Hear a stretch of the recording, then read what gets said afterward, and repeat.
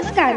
महाराष्ट्रातील विविध क्षेत्रातील बातम्या झटपट आपल्या मोबाईलवर पाहण्यासाठी लगेचच सबस्क्राइब करा राष्ट्रशक्ती लाईव्ह न्यूज आणि सोबत बेल आयकॉन प्रेस करायला विसरू नका. सगळे भाजपचे लोक होते, भाजपचे कार्यकर्ते होते, भाजपचे गुंड होते सगळे. त्यांनी अक्षरशः मारहाण केली. आम्ही त्यांना विनंती करत होतो की तुम्ही महिलांना हात नका लावू, थोडंफार सहकार्य करा. कोणीही सहकार्य केलं नाही. पोलीस प्रशासनाने आम्हाला सहकार्य अजिबात केलेलं नाही. पोलीस फक्त बघायची भूमिका घेत होते, पुढे चला करत होते. कोणीही आम्हाला मदत केलेली नाही.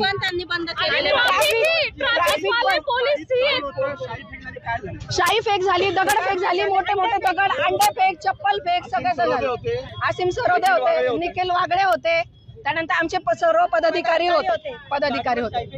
आणि हे सगळं प्रकार घडायच्या आधी आम्ही पोलिसांना, सीपीला आम्ही सगळ्यांना सांगितलं होतं की आम्हाला पोलीस प्रोटेक्शन द्या. तुम्ही एक सुद्धा पोलिसांनी आम्हाला तिथे सहकार्य केलं नाही. आम्हाला पुढे ढकलत होते. आम्ही त्या चौकापासून त्या इथपर्यंत आम्ही पळत आलोय आणि आता आम्हाला न्याय हवाय. आमच्या ह्या भाजपवर आणि गुंडे लोकांवर आहे ना गुन्हे दाखल झालेच पाहिजे.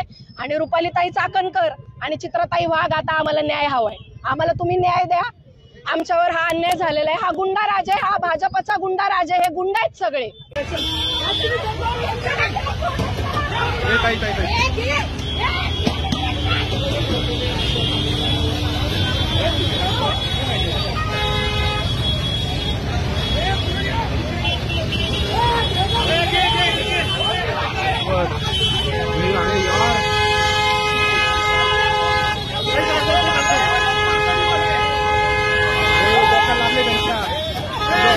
पलीकडे घ्या, पलीकडे